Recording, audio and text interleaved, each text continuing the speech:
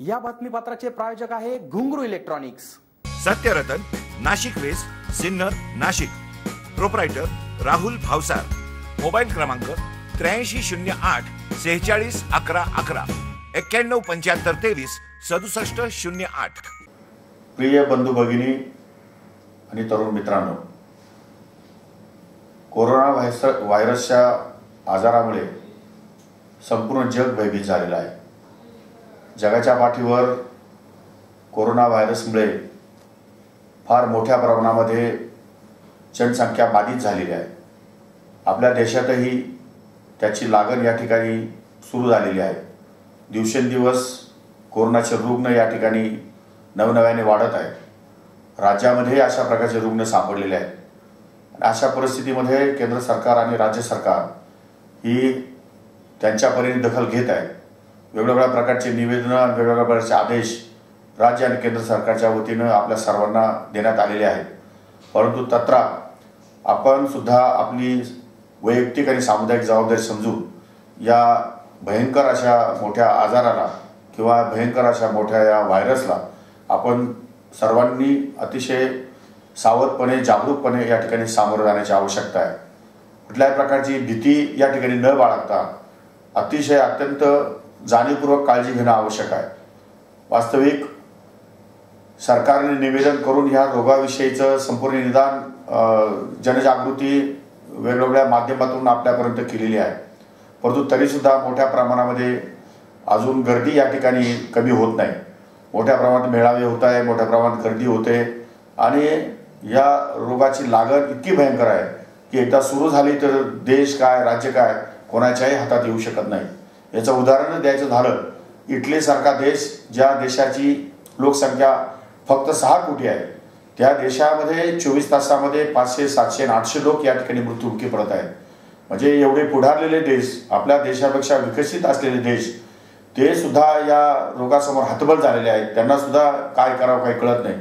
एका दिवसामध्ये 1000 लोक जर या ठिकाणी त्यांना बाधित रुग्ण सापडले तर त्यांच्याकडे असलेली यंत्रसामुग्री आज कमी पडते।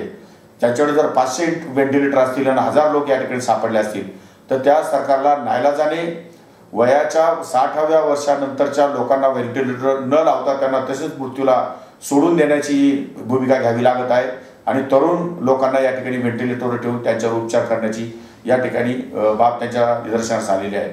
आणि आपणही या ठिकाणी रोजच्या रोज टेलिव्हिजनवर बघतो, आपल्या देशाची लोकसंख्या ही 132 कोटी आहे।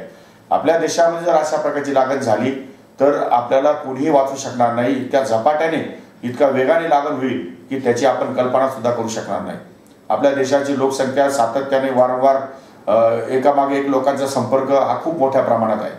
त्यामुळे सरकारने मॉल बंद केलेत, हॉटेल्स बंद केलेत, त्याचप्रमाणे नाट्यमंदिर आणि सिनेमा थिएटर्स बंद केलेत।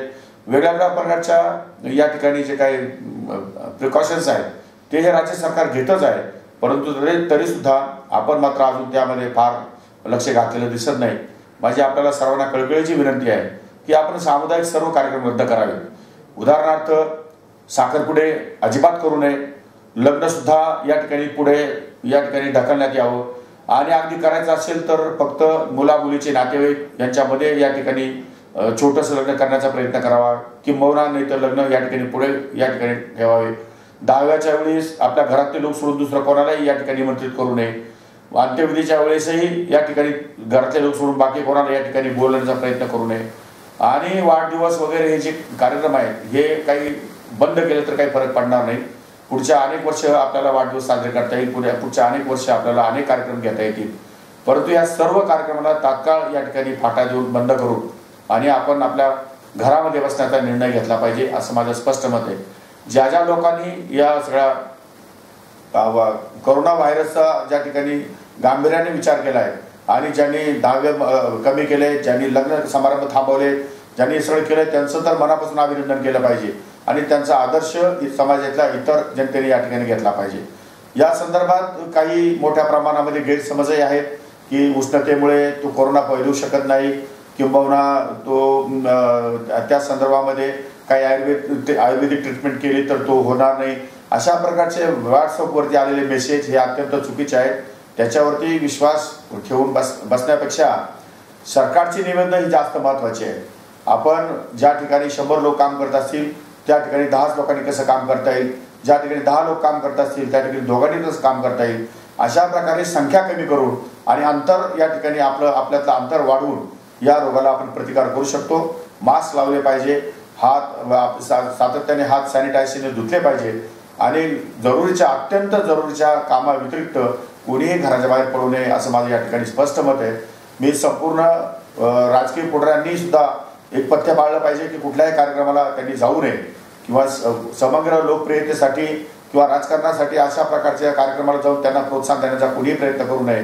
आणि मग लोकप्रतिनिधींनी घरात बसून अवेअरनेस या ठिकाणी जनतेला करावे आणि जनतेने मात्र या ठिकाणी जबाबदारीने आपला अतिशय म्हणजे युद्धाचा धोका समजून आपण या ठिकाणी हे सगळे पथ्य पाळले तरच आपल्याला या ठिकाणी सर्वाईव्ह होता येईल.